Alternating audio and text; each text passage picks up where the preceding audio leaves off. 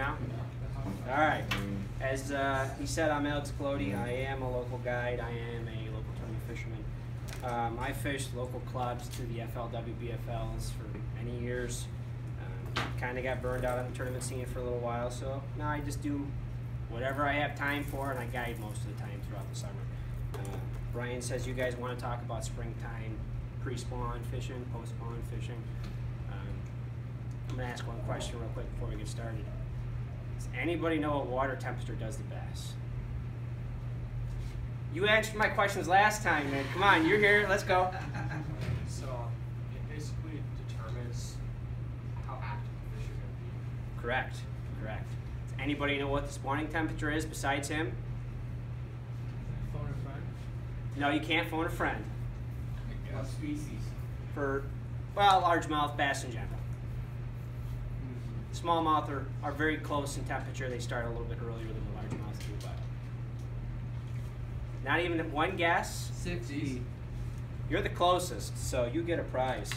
Oh, thank you. No problem. See, if you answer questions, sometimes I throw things at you. You know what I mean? Interactive is nice here. So, 65 degrees is the number for largemouth bass to start spawning. Smallmouth is, depending on where you are, who's telling you what, is 60 degrees. You'll find smallmouth on beds. Temperature in the springtime is huge. This time of the year, it's 35 degrees outside and sunny. Let's say you're gonna go fish a local pond in your housing tract or a farm pond somewhere. Ponds always warm up fastest. So like if you see an open pond right now this time of year and it has bass in it, you can catch bass in it. Don't think it's too early. Don't let people deter you from, oh, you're never gonna catch anything in there. There's a lot of simple baits that I use this time of the year. And pretty much everything that's right here on this table will fit in a Ziploc bag. That's all the tackle you really need to go fishing in the springtime. You don't need chatterbaits. You don't need spinner baits. You don't need a big box of jigs. You don't need all that stuff that's out there.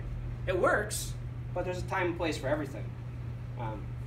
If I had to go fishing today, and you told me I gotta go to let's say, Irondequoit Bay, Canisius Lake, Honeoye, and the water is 40 degrees, let's say.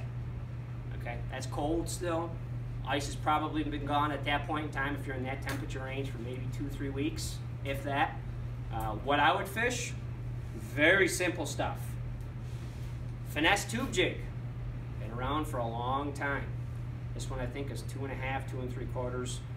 This is an old school color. It's electric blue. It's basically a great color. I'll break it off and I'll toss it around. Don't hook yourself, it's sharp. And you'll notice that it's extremely light. That is a 1/16 ounce head and a light wire hook. When it's cold out, bass don't move very fast. They're cold-blooded animals. So anything that's going to absorb heat, like a log, a cement wall, a steel break wall, anything that's dark in color, old deteriorating weeds, aquatic vegetation on the bottom, is going to start to absorb heat up in the shallow water. And this time of year, that's where those bass are going to start migrating to. One, because there's bait fish there. Everything likes the warmer water in the springtime. Keep that in mind. Finger lakes in general, pretty much every finger lake at the north end of each lake has the warmer water. So we'll use Honeoye and Canisius for right now. You guys familiar with those lakes? Okay, great. South end of Honeoye, south end of Canisius are the deepest sections of the lake. North end of the lake is usually real shallow reed flats. That's where the water is going to warm the fastest. Anywhere that has a real gradual drop off. The longer the drop off, meaning 3 feet of water here and 10 feet of water 100 yards away, that's a good springtime drop off. That temperature change is not going to be very drastic. Those fish will sit in that depth range and start to feed, start to move around, start to get active. They're going to start eating at that point in time. Yeah, 40 degrees is cold water. That's when you're sticking with the smaller, slow-moving baits. Now, if you start seeing fish jumping around, then you can move into some of the more active baits, and we'll cover that in a second. What kind of, what are you throwing in that? 6? This one I would throw in 6-pound test. What's floral? I'll use floral or mono. At that point in time, it really doesn't make a difference. Don't use braid. Braid is not finesse fishing. For me, anyways, people like to use braid. They'll tie a small leader to it so you have that clear section. The problem with that is when you're fishing real small finesse stuff, they usually have light wire hooks on them, and braid will straighten out a light wire hook. Especially when you get a big bass on, or even if you catch an off species like a pike or a trout or a carp or something like that. These hooks, like I can bend this with my fingers. I just bent that out of whack, just, you know, playing with it. Fluorocarbon mono won't bend the hooks out. You put braid on there, you set the hook too hard, it's going to open right up and you're not going to catch anything. All right. Now, same temperature range, that cold 40-degree water. The next thing I would throw would be a small grub, maybe a bigger size tube jig, or the other thing I like to throw a lot are Kitech spider grubs. Everybody know what a Kitech spider grub is? Does anybody know what a spider grub is in general? I know you do. All right, well, we're going to pass the pack around here so everybody gets a good look at them. They're made to imitate a crawfish, basically. They have two tails, tentacles on the top that fold over, and when you pull them, the tentacles and the tails all go in one direction. It looks like a crawfish swimming backwards. This time of the year, 40-degree water, sun, crawfish are coming up out of the mud, getting out of the weeds, start to move around a little bit. And that's primarily what some of the bigger bass are in shallow forage feeding on. They're moving slow, so it means cold water, cold fish, slower movement. Fish are all cold-blooded.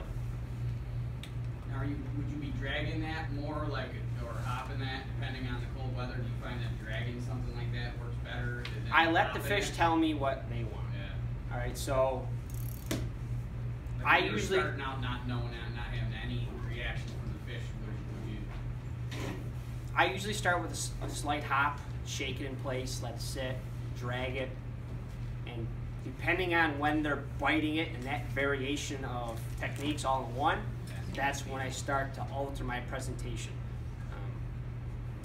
You can't just go out there and make one cast, one style, one way the whole time and expect to catch fish. You have to let the fish tell you what they want. So let's say you're throwing a tube jig, no bites. You switch over to a little grub, you get bit. Throw a spider grub on, still no bites. Well, they want the grub. They want that body style. They want that shape. That's the closest match to whatever they're eating at that point in time. All right? You know, when he says dragging, you know, dragging, you're dragging it with the tip of the rod. You're not, you know, going like this, you know, doing other stupid things. You're dragging it with the tip of the rod. You reel down your slack. You're keeping that line tight the whole time. Because a lot of times when you're dragging it and you pause, that's when they're going to pick it up. So you might drag it, have slack line, pick it up. I just got weeds and you're not paying attention to anything. You want to have that line as tight as possible the whole time so that you can feel them suck it in. Now this time of the year, and I found this out a long time ago and solidified it with actually ice fishing. When fish are lethargic, not very active, they're going to try and suck a bait in from further away. So I always use the lightest jig head I can get away with. So if it's a 16th ounce jig head, I'm using a 16th ounce jig head. If it's an 1/8, I gotta use an 1/8. I rarely ever fish a 1/4 ounce unless I'm fishing a 1/4 ounce in a 10 or 12 pound test. Because at that point in time, a 1/4 ounce is the same as an 1/8 ounce on 8-pound test. Just variation line diameter makes things fall a little slower. If I was doing that, it's a whole different finesse, power kind of finesse technique that we'll talk about at a later date. I don't want to confuse you, throwing too much at you. But it's always light line, it's always light hooks, it's always moving it slow in the springtime.